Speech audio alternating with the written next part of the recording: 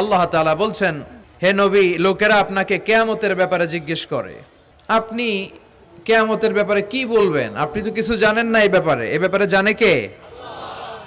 বিশ্বনবী যখন মক্কার জমিনে কিয়ামতের ব্যাপারে বারবার মক্কার লোকদেরকে সাবধান করতে শুরু করলো যে এই দিন না, আরো দিন আছে, এই দিনটাই দিন নয়, বিশাল একটা জগৎ পড়ে আছে, সেটা শুরু হবে কিয়ামত দিয়ে, সব লন্ডভন্ড হয়ে যাবে।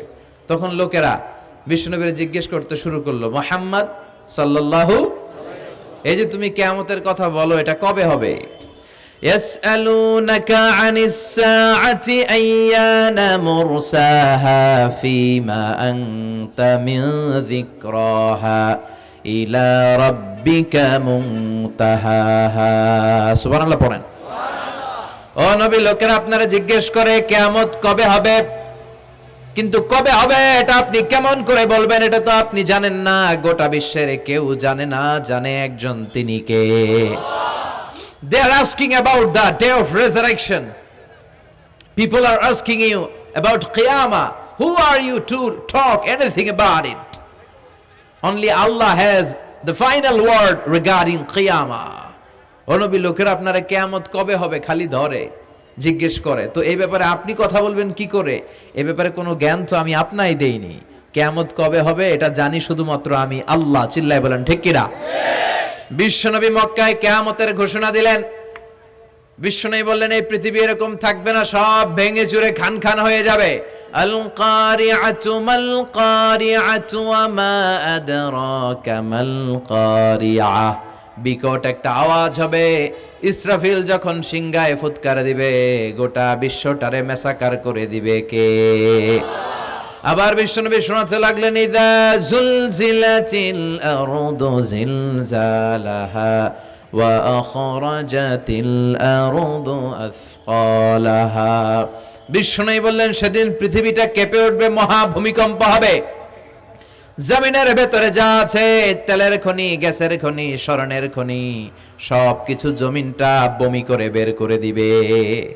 আবার বিষ্ণু বলতে লাগলেন, ইদা রুজ্জাতিল আরদু রাজ্জাও ওয়া বুসাতিল জিবালু বাসসা।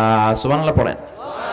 জমিনটা কেঁপে উঠবে, পাহাড়গুলো ভেঙে চুরে দুমড়ে মুচড়ে যাবে, গোটা বিশ্বটা কেঁপে উঠবে, সাগরের বুকে দাউ দাউ করে আগুন জ্বলবে। সেই দিনটা হচ্ছে কিয়ামতের দিন। বিশ্বনবীর মুখ থেকে বারবার এই কিয়ামত শুনতে শুনতে কাফেরদের মনের ভিতরে ভয় ঢুকে গেছে। কাফেররা মনে মনে কয়, এই মুহাম্মদের তো কোনোদিন মিথ্যা কথা বলতে শুনি নাই। শুনছে? বিশ্বনবী ওনার পুরো জীবনে একটি মিথ্যা কথা বলেছেন, একটি অসত্য কথাও তিনি বলেছেন। ওদের মনের ভিতরে ভয় ঢুকে গেছে, কিরে মুহাম্মদ যা বলে তাই তো হয়। এই যে মুহাম্মদ বারবার কিয়ামতের কথা বলতেছে, যদি সত্য হয়, যদি, চলো মুহাম্মদের জিজ্ঞেস করি যে এই যে কিয়ামতের কথা তুমি বলো, এটা কবে হবে? সুবহানাল্লাহ পড়বেন না? সবাই এসে জিজ্ঞেস করলো, মুহাম্মদ তুমি তো মিথ্যা বলো না, তুমি সত্যবাদী আর সাদিকাল আমিন, তুমি বলো কিয়ামত হবে, আমাদের জানতে বড় মন চায় কিয়ামত যে হবে, কিয়ামতটা কবে হবে? আল্লাহ তখনই আয়াত নাজিল করে বললেন, নবী ওরা জিজ্ঞেস করে কিয়ামত কবে হবে, কিন্তু আপনি বলবেন কেমনে? বলতে পারে একজন, তিনি কে? ইন্নাস সাআতা লাআতিয়াতুন লা রাইবা ফিহা ওয়ালাকিন্না আকসারান নাসি লা ইউমিনুন। আল্লাহ বললেন কিয়ামতটা হবেই হবে, এতে কোনো সন্দেহ নাই। সন্দেহ আছে নাকি? এটা কিন্তু ঈমানের সাথে সম্পৃক্ত। কিয়ামত যে হবে, আমাদের কারো সন্দেহ আছে? কারো সন্দেহ নাই।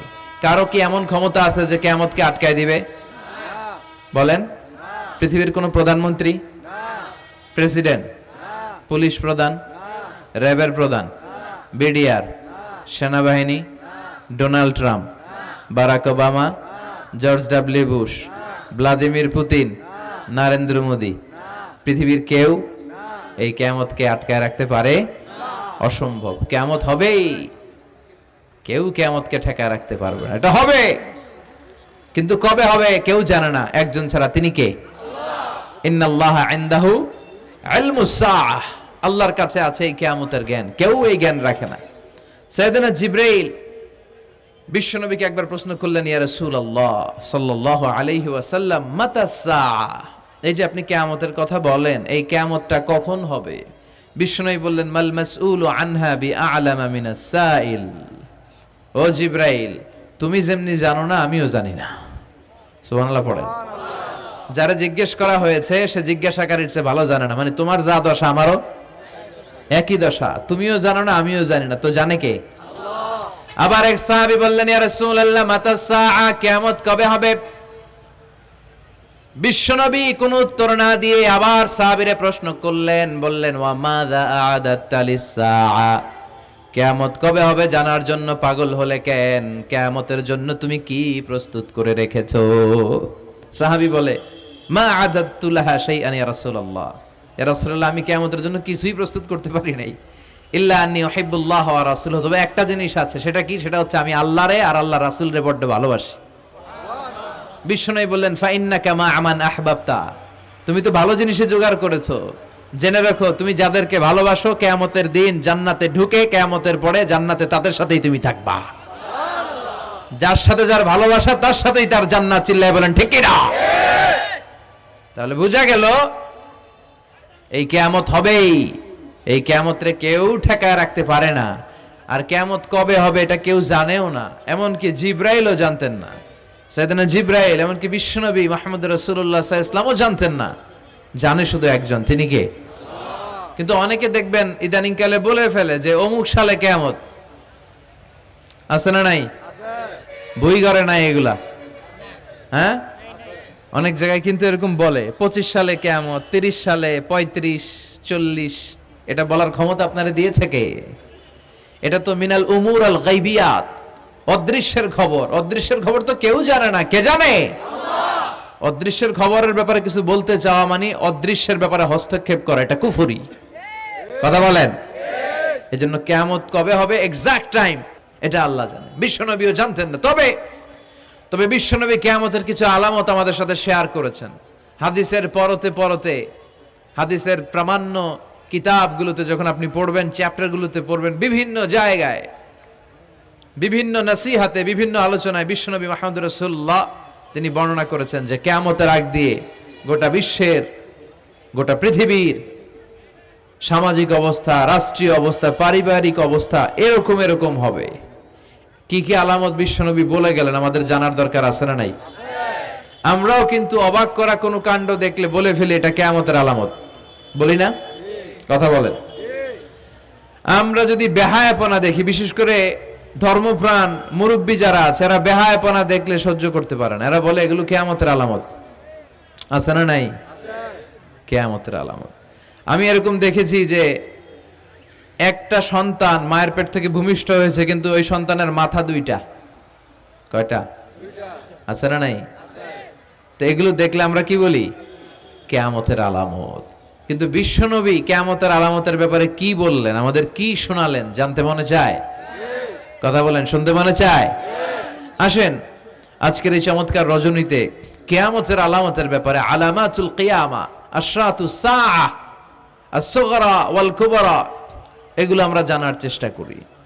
আপনি বিশ্বনবীর মুখনিসৃত এই বাণীগুলো যদি শোনেন যে কিয়ামতের আলামতের ব্যাপারে বিশ্বনবী কি বলেছে, শুনলে আপনার গা শিহরিয়ে উঠবে। আপনার মনে হবে বিশ্বনবী যেন এই একবিংশ শতাব্দীর দিকে তাকিয়ে তাকিয়ে বলে গিয়েছিলেন। মনে হবে যেন বিশ্বনবী বাংলাদেশের এই পরিবেশটা দেখে দেখে বলেছেন। প্রায় প্রতিটাই আমাদের সমাজের সাথে, আমাদের দেশের সাথে, আমাদের পরিবেশের সাথে খাপ খেয়ে যায়। কিয়ামতের আলামতগুলো দুই ভাগে বিভক্ত। একটু আওয়াজ করে উত্তর দিতে হবে, কয় ভাগ?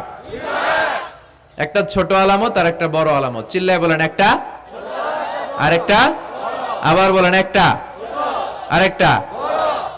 বড় আলামত মোট 10টা। কয়টা? আল্লাহর মেহেরবানি 10টার একটাও প্রকাশ পায় নাই, একটাও প্রকাশ পায় নাই।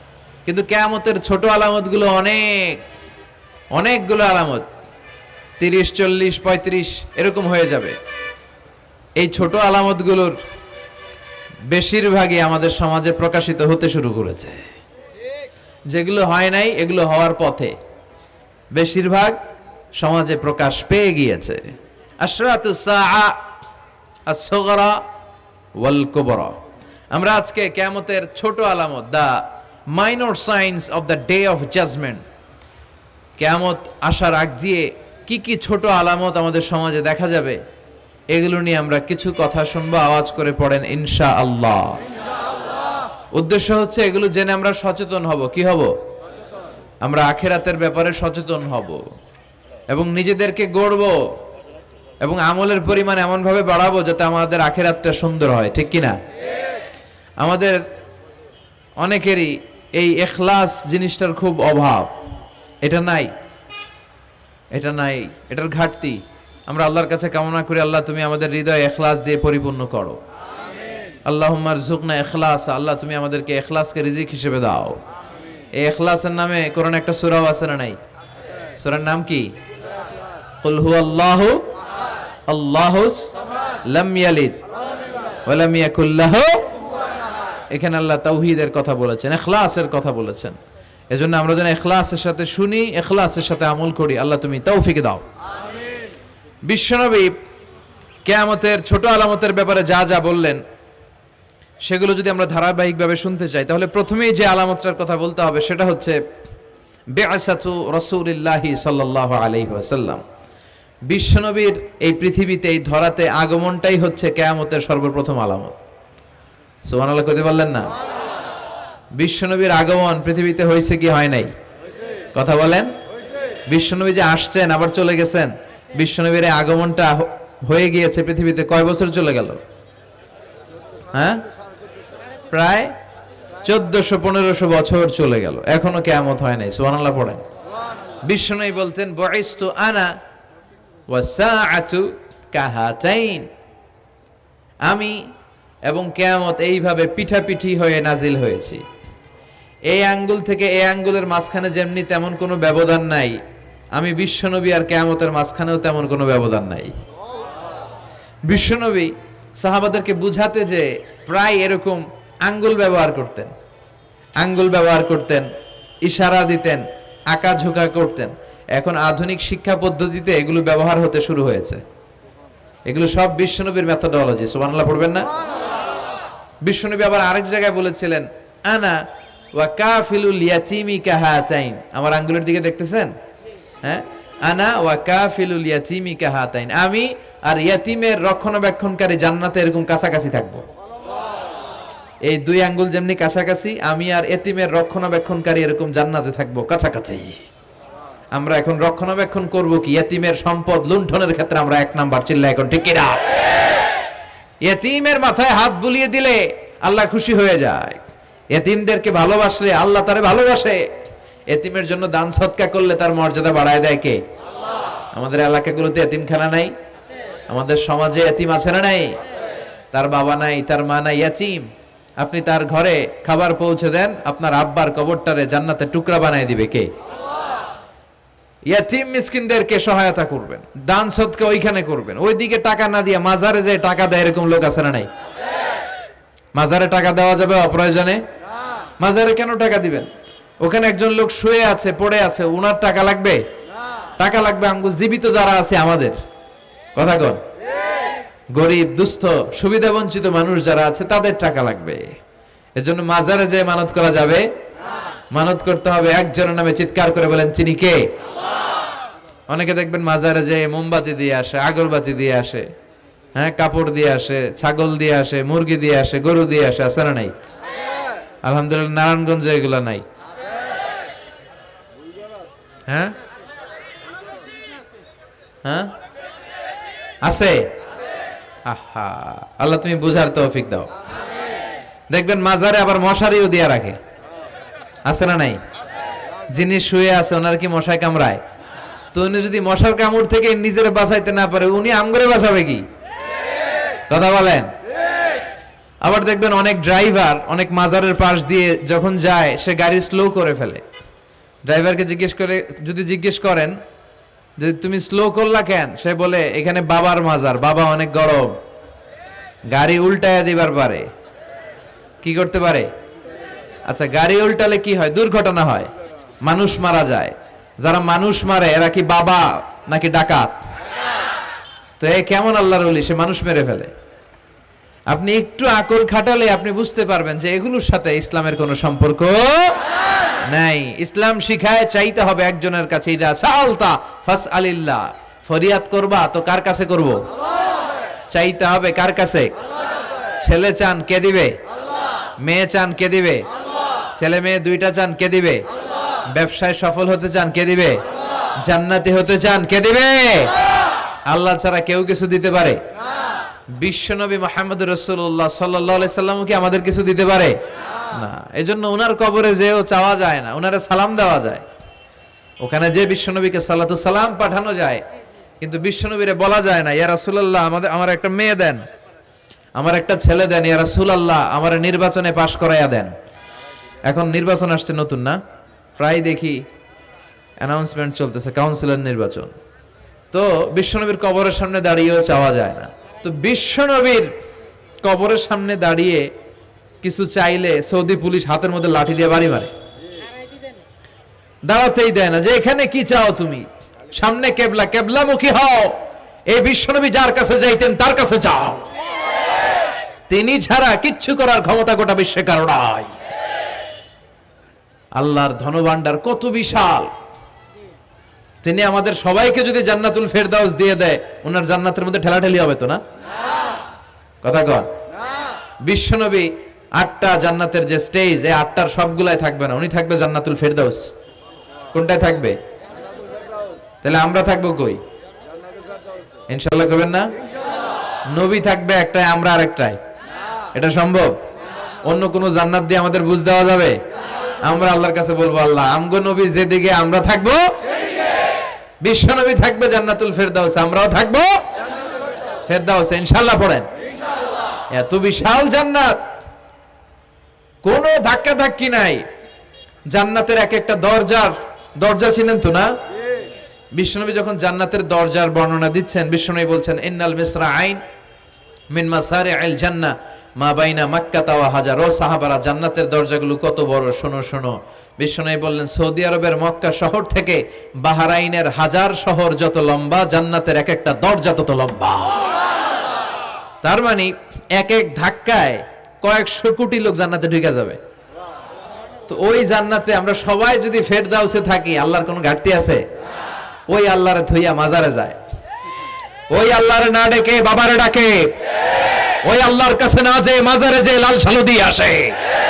দেখবেন যে লোকটা মাজারে মশারি দেয়, ওর বাবার ডেঙ্গু রোগ, ওর মারে মশাই কামড়ায়, ওর বাবারে মশাই কামড়ায়।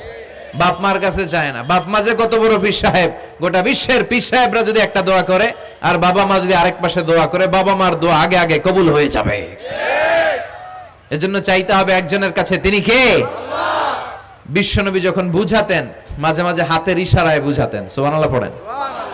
বিশ্বনবী যখন বুঝাতেন, মাঝে মাঝে প্রশ্ন করে বুঝাতেন, মাঝে মাঝে প্রশ্ন করে বুঝাতেন। He use to throw question to the audience. শ্রোতাদেরকে প্রশ্ন ছুড়ে দিতেন। প্রশ্ন ছুড়ে দিলে কি লাভ জানেন? শ্রোতারা ভাবতে শুরু করে উত্তরটা কি, কি এই প্রশ্নের উত্তর। যখন উত্তরটা করতে পারে না, তখন বিশ্বনবী উত্তর বলে দিতেন। যখন উত্তর করতে যে ঠেকে যায় একটা ঠেকা ঠেকা ভাব, তখন যখন উত্তরটা জানা হয়, ওই উত্তর আর ভোলা হয় না। কথা বলেন। বিশ্বনবী সাহাবাদেরকে প্রশ্ন করলেন, ইন্না মিনাশ শাজারাতি শাজারাতুন লা ইয়াসকুতু ওয়ারাকুহা। ও সাহাবারা, গাছের মধ্যে, বৃক্ষলতার মধ্যে এমন একটা বৃক্ষ আছে, এমন একটা গাছ আছে, যেই গাছের কোনো পাতা ঝরে না। মাসালুহা কামাসালুল মুমিন।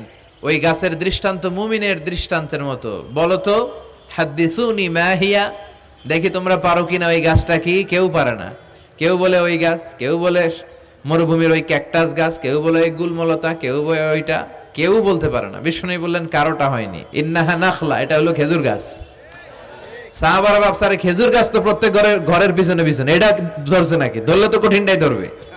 এজন্য সাহাবাদের প্রত্যেক বাড়ির পাশে খেজুর গাছ। ওইদিকে মন যায় না, মন গেছে দূরে, দেখি তো কোন গাছ, খুঁজে পায় না। সুবহানাল্লাহ পড়েন। এই যে বিশ্বনবীর শিখানোর পদ্ধতি, education system, how to teach the children, আপনি ছাত্রদেরকে কিভাবে পড়াবেন, এটা বিশ্বনবী হাতে কলমে আমাদেরকে শিখিয়ে গিয়েছে। ওই মজলিসে আব্দুল্লাহ ইবনে উমর রাদিয়াল্লাহু আনহু আর ওনার বাবা ওমরে ফারুক দুইজনই উপস্থিত ছিলেন। বাড়িতে যাওয়ার পরে ছোট্ট আব্দুল্লাহ ইবনে উমর সাইয়েদনা ওমর ফারুককে বলেন, আব্বা, বিশ্বনবী যে আজকে প্রশ্নটা করছিল আমি কিন্তু উত্তর জানতাম। সুবহানাল্লাহ কইবেন না? ওমর ফারুক বললেন, বলো কি, তুমি জানতা যেটা খেজুর গাছ? আব্দুল্লাহ ইবনে ওমর বলে, না আমি আবি, হ্যাঁ আমি জানতাম। তো বললা না কেন? তুমি যদি আজকে উত্তর দিতে পারতা তাহলে আরবরা লাল কপালের উট পেলে অনেক খুশি হয়ে যায়। তিনি বললেন, লাল চাঁদওয়ালা উট পেলে মানুষ যেরকম খুশি হয়, আজকে তো আমি অত খুশি হইতাম, বিশ্বনবীর সামনে আমার বুকটা এত বড় হয়ে যেত যে আমার ছেলে উত্তর করতে পেরেছে। আব্দুল্লাহ ইবনে ওমর বললেন, আপনি আমার আব্বা, আশেপাশে চাচারা কেউ পারে না, আমি কেমনে কই? সুবহানাল্লাহ কইবেন না? দেখেন বিশ্বনবীর শিখানোর কত চমৎকার পদ্ধতি। তো সে পদ্ধতির অংশ হিসেবে বিশ্বনবী এরকম আঙ্গুল দিয়ে ইঙ্গিত করতেন আর বলতেন, আনা ওয়া কাফিলুল ইয়াতীমি কাহাতাইন, আমি এবং ইয়াতিমের যত্ন যারা করে তারা জান্নাতে একসাথে এইভাবে থাকবো।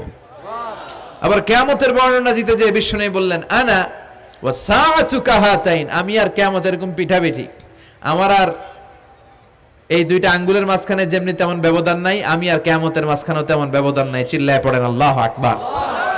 তাহলে বিশ্বনবীর ঘোষণা অনুযায়ী কিয়ামতের প্রথম আলামত হচ্ছে বিশ্বনবীর স্বয়ং আগমন। এটা হয়েছে কি হয় নাই? এরা হতে হেলে দুলে নুরানি তনু কে আসে হায়, সারা দুনিয়ার হেরে মেরে পর্দা খুলে খুলে চায়, সে যে আমার কামলিওয়ালা কামলিওয়ালা, তার ভাবে বিভোল রাঙা পায়ের তলে, পর্বত জঙ্গল টল মল টলে, খুরমা খেজুর বাদাম জাফরানি ফুল ঝরে ঝরে যায়, সে যে আমার কামলিওয়ালা কামলিওয়ালা। সুবহানাল্লাহ পড়েন। এই কামলিওয়ালা নবীর আগমনটাই কিয়ামতের প্রথম আলামত। তাহলে প্রথম আলামত আমরা পাইছি কি পাই নাই? পেয়ে গেলাম। এরপরে বিষ্ণু বলেছেন, যুহুর কাসরাতিল ফিতান বিআনওয়াইহা, কিয়ামতের আগ দিয়ে সমাজে ফিতনা ফাসাদ বেড়ে যাবে। পারিবারিক ফিতনা আমাদের আছে না নাই? সামাজিক ফিতনা, একটু আওয়াজ করে উত্তর দিবেন। রাষ্ট্রীয় ফিতনা, নারী ঘটিত ফিতনা, খালি ফিতনা আর ফিতনা। আপনি যেদিকে তাকাবেন ওইদিকেই ফিতনা। আপনি চাইলেও আপনার ঈমান বাঁচাতে পারছেন না। আমরা চাই আমার চোখটা হেফাজত করব, পারছি না। ইউটিউবে ঢুকলাম, জাকির নায়েকের লেকচার শুনবো, ইউটিউবে ঢুকলাম, শায়েখ সুদাইসের তেলাওয়াত শুনবো, ওদিকে তেলাওয়াতও বাজে আর নিচে সাজেস্টেড ল্যাংটা ভিডিও আছে না নাই? কই যাব আমরা? কিভাবে বাঁচাবো আমাদের চোখ?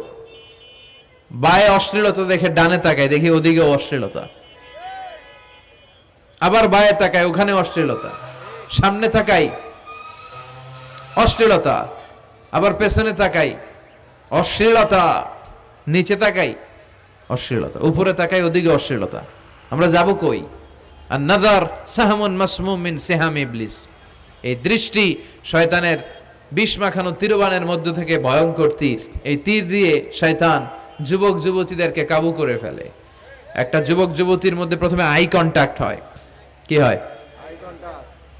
প্রথমে আই কন্টাক্ট, চোখে চোখে একটা ভাব বিনিময় হয়, হ্যাঁ। এরপরে এসএমএস এর আদান প্রদান হয়, কথা বলেন। এরপরে ডেটিং হয়, ডেটিং কি হয়? এরপর হয় গার্লফ্রেন্ড বয়ফ্রেন্ড, আছে না নাই?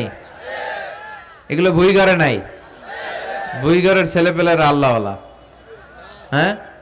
কি ভয়ঙ্কর অবস্থা। আমরা ছোটবেলায় এই সমস্ত গার্লফ্রেন্ড বয়ফ্রেন্ড কি বুঝতামই না। এখন ক্লাস 5 থেকে শুরু, ক্লাসে যারা যারা আছে ভাগাভাগি হয়ে যায়, কোনটা কার, আছে না নাই?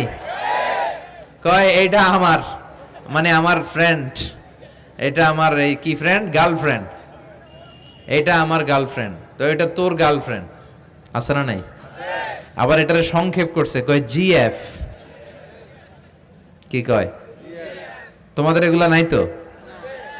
হ্যাঁ আছে, অর্ধেক কয় আছে, অর্ধেক কয় নাই। খুব চালাক এরা। প্রিয় ভাইয়েরা, এগুলো আমাদের সংস্কৃতি নয়। বিবাহ বহির্ভূত যে কোনো ধরনের নারী পুরুষের সম্পর্ককে হারাম করেছে কে? আল্লাহ। আসুন আমরা বিয়েটাকে সহজ করি, আর্লি ম্যারেজ ক্যাম্পেইন করি। আর কত বলবো, যতদিন বেঁচে থাকি বলবো, বিয়েটারে সহজ করে দেন। ছেলের বাবা যারা আছেন, মেয়ের বাবা যারা আছেন, বিয়েটা সহজ করে দেন। তা না হলে এই যে 14ই ফেব্রুয়ারি গুলো যায়, আছে না নাই? কি নাম? কি বিশ্ব বেহায়া? আহা, এগুলো আগে ছিল না, এগুলো সব কিয়ামতের আলামত। চিল্লায় এখন ঠিক কিনা? এই দিবসগুলোতে আপনার উঠতি বয়সের তরুণী মেয়ে, আপনার ছেলে যে পাপগুলো করে বিয়ে না করার কারণে, এই পাপগুলোর একটা পার্সেন্টেজ গুনাহ আপনার আমলনামায় আছে না নাই? এজন্য খবরদার, বাবা মা যারা আছেন ছেলে মেয়েদেরকে সময় মতো বিয়ে করিয়ে দেন। আমাদের দেশে বিয়ে অনেক সময় অনেক দেরি হয়ে যায়, বিশেষ করে ছেলেদের দেরি হয়ে যায়। বলে তুই নিজের পায়ে দাঁড়া। তো এতদিন ও কার পায়ে দাঁড়াইছে? ও তো নিজের পায়ে দাঁড়িয়েছে, একটু সহযোগিতা করেন না আপনি, বিয়েটা সহজ করে দেন। বিয়ের চেয়ে ভালো কাজ পৃথিবীতে নাই। হ্যাঁ, ইয়াং পোলাপানরা অনেক খুশি হয়ে গেছে। হ্যাঁ, বিয়ে করবে তোমরা। বিয়ে বহির্ভূত জিএফ বিএফ এর দরকার আমাদের নাই। চিল্লায় বলেন ঠিক কিনা? এগুলোর বিরুদ্ধে আমাদের জিহাদ। ইসলামের ইমেজকে, আমাদের মোরালিটি, আমাদের এথিক্যাল স্ট্যান্ডিং পয়েন্ট যেখানেই নষ্ট হবে, ওগুলোর বিরুদ্ধে আমাদেরকে সোচ্চার হতে হবে। এই নৈতিকতার অবক্ষয় হতে হতে এমন পর্যায়ে ঠেকেছে বাংলাদেশটা এখন জাহান্নামের টুকরা হয়ে গিয়েছে। এখন মেডিকেলের ডাস্টবিনে ছোট্ট ছোট্ট নবজাতক বাচ্চার লাশ পাওয়া যায়। এগুলো সব 14ই ফেব্রুয়ারি পালনের ফসল। এগুলোর সাথে মুসলমানদের কোনো সম্পর্ক থাকতে পারে না। এগুলো ইসলামের সাথে কোনো সম্পর্ক নাই। এগুলো হচ্ছে পাশ্চাত্য থেকে আমদানি করা, পার্শ্ববর্তী দেশ ভারত থেকে আমদানি করা। আমাদেরকে যে ইসলামের সুশীতল বাণী বিশ্বনবী শিখিয়েছেন, আমাদের জানিয়েছেন, দ্যাটস এনাফ ফর আস, এটাই আমাদের জন্য যথেষ্ট। এজন্য এই যুগটা হচ্ছে, বিশ্বনবী বললেন, ফিতনার যুগ। আখিরি জামানায় জ্বলন্ত আগুনের কয়লা নিয়ে হাতে রাখাটা সহজ হয়ে যাবে, কিন্তু ঈমান নিয়ে টিকে থাকা কঠিন হয়ে যাবে। আপনি চাইলেও ভালো থাকতে পারবেন না, আপনি হকের কথা চাইলেও বলতে পারবেন না। ঝুঁকি আছে না নাই? গুম আছে না নাই? ক্রস ফায়ার আছে না নাই? কে কোন দিক দিয়ে গুম টেরি পাওয়া যাবে না, কিন্তু এই হকের রাস্তা আমরা ছাড়বো না। বিশ্বনবী বললেন ফিতনা বেড়ে যাবে। আপনি হক হালাল মেনটেন করতে চান কিন্তু পারবেন না। আপনি ঘুষ খাবেন না, কি হবে? টেবিলের নিচ দিয়া ঘুষ, উপর দিয়া ঘুষ, সব জায়গায় ঘুষ। আপনার পাশে যে চাকরি করে সে খায় ঘুষ, ও খায় ঘুষ, নিচের কর্মচারী খায় ঘুষ, উপরের বসও খায় ঘুষ। কথা বলেন, আপনি চাইলেও পারছেন না। এজন্য বিশ্বনবী সবসময় দোয়া করতেন, আল্লাহ ফিতনা থেকে আমাদেরকে বাঁচাও। বিশ্বনবী পড়তেন, আল্লাহুম্মা ইন্না নাউযু বিকা মিনাল ফিতান মা যাহারা মিনহা মা বাচান। হে আল্লাহ, প্রকাশ্য অপ্রকাশ্য সব ফিতনা থেকে তুমি আমাদেরকে বাঁচাও। চিল্লায় পড়েন আমিন। আওয়াজ করে আমার সাথে পড়েন, আল্লাহুম্মা ইন্না নাউযু বিকা মিনাল ফিতান মা যাহারা মিনহা ওয়া মা বাচান। এর মানে হচ্ছে, হে আল্লাহ, প্রকাশ্য অপ্রকাশ্য, দেখা যায় দেখা যায় না, এরকম সব ফিতনা থেকে তুমি আমাদেরকে বাঁচাও। তাহলে এই যে বিশ্বনবী বললেন কিয়ামতের আগে ফিতনা বেড়ে যাবে, এই আলামতটা সমাজে আছে না নাই? আমাদের আশেপাশে ফিতনা আছে না? আচ্ছা, এরপরে বিশ্বনবী বললেন খুরুজ মুদ্দাঈন নবুওয়া, কিয়ামতের আগ দিয়ে ভণ্ড নবী দাবিদার বেড়ে যাবে। বুখারীর বর্ণনায় বিশ্বনবী বললেন ততক্ষণ পর্যন্ত কিয়ামত হবে না যতক্ষণ না 30 জন ভণ্ড নবী দাবিদার বেরোবে। ভণ্ড নবী দাবিদার, একটাও নবী না। কুল্লুহুম কাযযাবুন দাজ্জালুন, সবগুলো মিথ্যাবাদী, কাযযাব আর দাজ্জাল। বিশ্ব নবী হচ্ছেন সর্বশেষ নবী। আমার নবীর পরে আর কোন নবী আসবে না, আমার রাসূলের পরে আর কোন রাসূল আসবে না। এই কথাটা যারা মানবে না তার ঈমান থাকবে না। মা কানা মুহাম্মাদুন আবা আহাদিম মির রিজালিকুম ওয়ালাকিন রাসূলুল্লাহি ওয়া খাতামান নাবিয়্যিন। মুহাম্মদ তোমাদের কোন ছেলেদের পিতা নয়, তিনি হলেন আল্লাহর রাসূল, তিনি হলেন শেষ রাসূল। খাতামান নাবিয়্যিন, সাইয়েদনা আদম থেকে শুরু করে নবী আসার যে ধারাবাহিকতা, এটা বিশ্ব নবীর মাধ্যমে এই চেইনটাকে কাট আপ করে দিয়েছে কে? আল্লাহ। আমার নবীর পরে কোনো নবী নাই।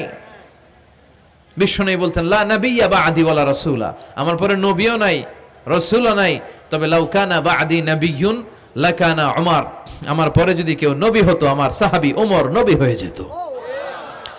প্রভু তুমি বলেছ রাসূল দেবে না, বলনি দেবে না ওমর, বলনি দেবে না হামজা তারিক, খালিদ বিজয়ী সমর। প্রভু তুমি বলেছ রাসূল দেবে না, বলনি দেবে না ওমর, বলনি দেবে না হামজা তারিক, খালিদ বিজয়ী সমর। প্রভু তুমি বলেছ রাসূল দেবে না। সুবহানাল্লাহ পড়েন। ওমরে ফারুক নবী হয়ে যেত, এমন কোয়ালিটি ছিল। আসাদুহুম ফি আমরিল্লাহি উমর, আল্লাহর আইন বাস্তবায়নের ক্ষেত্রে গোটা বিশ্বের মধ্যে সবচেয়ে শক্ত ছিলেন সাইয়েদনা ওমর। আর এই উম্মতের মধ্যে সবচেয়ে নরম দিলের ছিলেন সাইয়েদনা আবু বকর। আরহামু উম্মতি বি উম্মতি আবু বকর। তিনি যখন নামাজে দাঁড়াতেন, সালাতে দাঁড়াতেন, উনি যখন তেলাওয়াত শুরু করতেন, ওনার কান্নার আওয়াজে তেলাওয়াতের আওয়াজ বোঝা যেত না। আর আমাদের নামাজে কান্না আসে? হ্যাঁ, নামাজে দাঁড়াইলেই সারাদিন যেটা মনে পড়ে না ওটা নামাজে দাঁড়াইলেই মনে পড়ে। আছে না নাই? নামাজেও দাঁড়ায়, আবার বিপিএল এ কি হইলো ওই টেনশন আছে না নাই? নামাজও পড়ে, আবার মাশরাফি কি আউট, এখন তো আবার উনি কি এমপি না, মাননীয় এমপি মাশরাফি। এমপি বললে কেমন জানে লাগে, শুধু মাশরাফি বলতে ভালো লাগে, কথা কন। তো উনি কি আউট নাকি ছক্কা, এই টেনশন গুলো আছে না নাই? আহা, এই তো আমাদের নামাজ। এই নামাজগুলো মিজানের পাল্লায় উঠালে কোনো ওজন হবে? কথা বলেন। বিশ্বনবী যখন সালাত পড়তেন, বিশ্বনবীর পা গুলো ফুলে, হাত্তা তাতাওয়াররামু খাদামা, টিউমার যেমনি ফুলে থাকে, বিশ্বনবীর পা গুলো ফুলে যেত। তাহাজ্জুদ পড়তে পড়তে দাঁড়িয়ে থাকতে থাকতে হাত দুইটা প্যারালাইজড হয়ে যেত, আর নাড়াতে পারে না। এরপরে তিনি হাত ছেড়ে দিতেন প্রশান্তির জন্য, এরপরে হাত ছেড়ে দিয়ে কেরাত পড়তেন, আবার যখন ভাল লাগতো আবার ধরতেন। সুবহানাল্লাহ পড়ে। আলী কারামাল্লাহু ওয়াজহার পায়ের ভেতরে এক যুদ্ধে তীর ঢুকে গেল। এই তীর টেনে বের করা যায় না, তীর টান দিলেই উনি চিৎকার মারে, জখম হয়েছে অনেক ভিতরে। বিশ্বনবী বললেন, আরিহনা বিসসালা ইয়া বিলাল, আকিমিস সালা, বেলাল আজান দাও, নামাজ শুরু করি। নামাজ শুরুর আগে আরেক সাহাবীরে বললেন, আলী যখন জামাতের কাতারে দাঁড়াবে, তুমি নামাজে না দাঁড়িয়ে আলীর পায়ের সামনে যে ওই পায়ের তীরটা টান দিয়ে বের করবা। সুবহানাল্লাহ পড়েন। একামত হলো, বিশ্বনবী সালাত শুরু করলেন। বিশ্বনবীর কথা অনুযায়ী ওই সাহাবী যে আলী কারামাল্লাহু ওয়াজহার পা থেকে টান দিয়ে তীরটা বের করে নিয়ে আসলেন, ফিনকি দিয়ে রক্ত বেরোলো, জায়গাটা রক্তে সয়লাভ, কিন্তু সাইয়েদনা আলী কারামাল্লাহু ওয়াজহা টেরই পায় নাই। সালাত শেষ, উনি দেখেন পায়ের মধ্যে তীর নাই, রক্তের সয়লাভ, যেখানে দাঁড়ালেন ওখানে খালি রক্ত। বিশ্বনবীরে বললেন, ও নবী আমার পায়ের তীর কই? বিশ্বনবী বললেন, আলী রে, আমি জানি তুমি যখন যায় নামাজে নামাজের জন্য দাঁড়িয়ে যাও, দিন দুনিয়ার হুঁশ তোমার থাকে না, তোমার হৃদয়টা এখানে থাকে না, দেহটা এখানে থাকে, হৃদয়টা চলে যায় আল্লাহর আরশের উপরে। উনাদেরও নামাজ, আমাদেরও। সাহাবারা যখন মরুভূমিতে নামাজ পড়তেন, মরুভূমির পাখিগুলো এসে সাহাবাদের মাথার উপরে বসে যেত। পাখিগুলো মনে করতো এগুলো মরুভূমির খেজুর গাছটা হবে। কি হবে? কারণ নড়ে চড়ে না তো, আমাদের মতো তো এরকম দাড়ি চুলকা না, এরকম জামা ঠিক করে না, দাঁড়াইছে তো দাঁড়াইছেই। সুবহানাল্লাহ পড়েন। তো ইবাদতে এরকম আন্তরিকতা, একাগ্রতার দরকার আছে না নাই? বিশ্বনবীর পরে কোন নবী হবে না, কিন্তু বিশ্বনবী বললেন কিয়ামতের আগে এরকম অনেক ভণ্ড নবী দাবিদার বের হবে। বিশ্বনবীর সময়কালেই এক ভণ্ড নবী দাবিদার বের হয়েছিল, ওর নাম হচ্ছে মুসাইলামাতুল কাযযাব। এসে বলে, মুহাম্মদ আন-নবুওয়া নিসফুন লাকা ওয়া নিসফুন লি, তুমি একা নবী নও, নবুয়ত অর্ধেক তোমার অর্ধেক আমার, আমারটা আমারে বুঝায় দাও। বিষ্ণু বললেন, তোরে বুঝায় দেবো? আনতা লাস্তা মুসাইলামা ফাকাত, আনতা মুসাইলামাতুল কাযযাব, আজ থেকে তুই শুধু মুসাইলামা না, তুই ভণ্ড মুসাইলামা, তুই মিথ্যাবাদী মুসাইলামা। বিশ্বনবীর পরে এরকম আলজেরিয়াতে অনেক ভণ্ড নবী দাবিদার বের হয়েছে। এই যে ভারতবর্ষের ইন্ডিয়া পাকিস্তান, এখানে পাঞ্জাব একটা এলাকা আছে, নাম শুনছেন? গোলাম মির্জা গোলাম আহমদ কাদিয়ানি, এই বেয়াদবটাও নবুয়ত দাবি করেছে। নাউজুবিল্লাহ পড়তে পারলেন না? সে প্রথমে দাবি করছে আমি শেষ নবী, এরপরে সে দাবি করছে আমি ইমাম মাহাদি, এরপর সে দাবি করছে আমি ঈসা আল মাসিহ। এই ভণ্ডটার অনুসারী বাংলার জমিনে আছে না নাই? এদেরকে রাষ্ট্রীয়ভাবে কাফের হিসেবে আখ্যা দেওয়ার দরকার আছে না নাই? এত আন্দোলন হয়, এত কথা হয়, কিন্তু সরকারের টনক নড়ে না। এদেরকে রাষ্ট্রীয়ভাবে কাফের হিসেবে ঘোষণা দিতে হবে, সার্কুলার জারি করে চিল্লায় বলেন ঠিক কিনা? এরা মুসলমান নয়। কারণ আপনি শুধু লা ইলাহা মানলেই মুসলমান হতে পারবেন না, মুমিন হতে পারবেন না। বিশ্বনবীর উপর সাক্ষী দেওয়ার দরকার আছে না নাই? বিশ্বনবী শেষ নবী, ওনার পরে কোনো নবীও আসবে না, কোনো রাসূলও আসবে না। চিল্লায় বলেন ঠিক কিনা? এই বেয়াদবটা পায়খানা করতে যায় টাঙ্কি ভাঙ্গা গুয়ের টাঙ্কিতে পয়রা মরছে। শত শত বছরের ময়লা পায়খানাটার মধ্যে জমা, গু খাইতে খাইতে পেটটা হয়েছে এত বড়, আর পারে না। আল্লাহকে খা, জনমের খাওয়া। নবীরা যেখানে মারা যায়, নবীরা নিজে পবিত্র, যেখানে মরে ওই জায়গাটাও, কিন্তু বেয়াদবটা কই মরছে? হ্যাঁ, বাথরুমের টাঙ্কির ভিতরে। তো মেথর নিয়ে আসা হয়েছে, মেথর ভাইরা এসে রশি দিয়ে ওটারে উঠায়। কিছু দূর ওঠার পরে এত ওজন, রশি টসি ভাঙ্গে আবার ধস করে পড়ে, আবার উঠায়, আবার পরে আল্লাহকে জনমের মতো ঘু খাইয়া নে। বিষ্ণুর সাথে বেয়াদবি করেছিস, তোর ইজ্জতের 12টা আমি বাজায় দিলাম। চিল্লা এখন ঠিক কিনা? যারাই বিষ্ণুনবীর সম্মান নিয়ে ঝিনিমিনি খেলেছে, তাদের রেহাই দুনিয়াতেও নাই, আখেরাতেও নাই। এই মুসাইলামা দুনিয়াতেই অপমানিত হয়েছিল। সে বিষ্ণুনবীকে নকল করত, কপি করত, বেয়াদবি করত, স্পর্ধা দেখাতো। বিষ্ণুনবী কোন গাছের মধ্যে হাত লাগালে ওই গাছের ফলন বেড়ে যেত। সে বলতো আমি নবী। তার এলাকার লোকেরা বলে তাহলে বিশ্বনবী মুহাম্মদের মতো তুমি আমাদের এলাকার গাছে হাত লাগাও। সে কোনো গাছে হাত লাগাইলে ওই গাছের সব ফল মরে যেত। বিশ্বনবী কোন লোনা পানির কুয়ার ভেতরে অজু করে কুলির পানি ফেললে ওই লোনা পানির কুয়া মিঠা পানির কুয়াতে পরিণত হতো। আর এই বদমাসটা যদি মিঠা পানির কোন কুয়ার মধ্যে কুলি ফেলাইতো, ওইটা লোনা পানির কুয়া হয়ে যেত। বিশ্বনবী মদিনাতে আসার পরে মদিনার নিউ বর্ন বেবিদেরকে বিশ্বনবীর কাছে নিয়ে আসা হতো। বিশ্বনবী তাদেরকে তাহনিক করাতেন। তাহনিক মানে খেজুর হালকা একটু খেয়ে বিশ্বনবী লালা লাগিয়ে বিশ্বনবী লালা মোবারকটাই বাচ্চার ঠোঁটের মধ্যে বিশ্বনবী লাগিয়ে দিতেন। এখন বিশ্বনবী নাই, আলেমদের কাছে যাবেন, খতিব এলাকার বড় খতিব হুজুরের কাছে যাবেন, হাফেজ সাহেব হুজুরের কাছে যাবেন। হুজুর মধু খেয়ে বাচ্চার মুখে লাগাই দিবে। উনি যে সবসময় কোরআন পড়েন, ওনার সিনাতে যে কোরআন, ওইটার বরকত আছে না নাই? বিশ্বনবী তাহনিক করতেন, খেজুর খেয়ে ওই লালা মিশ্রিত খেজুর বাচ্চার মুখে লাগিয়ে দিতেন, আর বাচ্চার মাথায় হাত বুলিয়ে দিতেন। বিশ্বনবীর হাত মদিনার যে সমস্ত নবজাতক বাচ্চাদের মাথায় লেগেছে, বাচ্চাদের মাথার চুল বড় করে দিয়েছে কে? সেও বিশ্বনবীর মতো অ্যাক্টিং করত। তার কাছে নবজাতক বাচ্চা নিলে সেও তাহনিক করত। তাহনিক করার সাথে সাথে বাচ্চা বমি শুরু করে দিত। আর মাথায় হাত লাগায় দিলে মাথার চুল বাড়াতো, বড় কথা, আজীবনে বাচ্চাগুলো টাক মাথা থাকতো। কি করতো? টাক মাথা। তার মানে বেয়াদবির পরিণাম, অপমান দুনিয়া থেকেই শুরু হয়ে যায়। তো বিশ্বনবী বললেন এই ভণ্ডদের আবির্ভাব শুরু হবে। আমাদের এই সমাজে ভণ্ড আছে না নাই? দুদেল বান্দা কালমা চোর, না পায় শ্মশান না পায় ঘোর, দিন থাকিতে আয়রে পথে ছাইড়া দে ভণ্ডামি, ভণ্ডামি ভণ্ডামি ভণ্ডামি, ছাইড়া দে ভণ্ডামি। নামাজ কালাম পড়ে না, ইবলিশ শয়তানের নানা। আছে না এরকম? ইসলামের লেবাস লাগায়, দাড়ি রাখে, চুল বড় রাখে, জট পাকায় রাখে, রোজা নাই, নামাজ নাই, পরিচ্ছন্নতা নাই, আতর নাই, গোসল নাই। আছে না নাই? এরকম ভণ্ড পীর আছে না নাই? হক্কানি পীর যারা, তাদের বিরুদ্ধে আমার কোনো কথা নাই।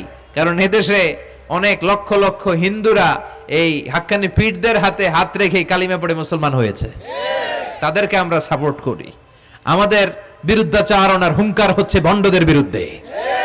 এই দেশে এত ভণ্ড পীর, এই দেশে যত ভণ্ড পীর আছে, অনেক দেশের জনসংখ্যাও এত নাই। কথা বলেন? অনেক ভণ্ড পীর আছে সারা বছর নাকি গোসল করে না, বছরে করে একবার, ওই গোসলের পানি মুরিদরা খায় সব সাবার। আছে না নাই? এগুলোর সাথে আমাদের কোনো সম্পর্ক। বিশ্বনবী বললেন এরকম ভণ্ডদের আবির্ভাব সমাজে হবে কিয়ামতের আগে। এই আলামতটা সমাজে আছে না নাই?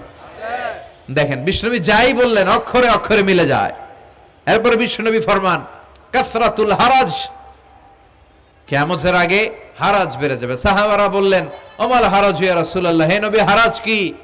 বিশ্বনবী বললেন হাদা হুয়াল হারাজ, হাদা হুয়াল হারাজ। কি বুঝলেন? মারামারি, কোপাকুপি, যুদ্ধ। আছে না নাই? আমরা কি যুদ্ধ চাই?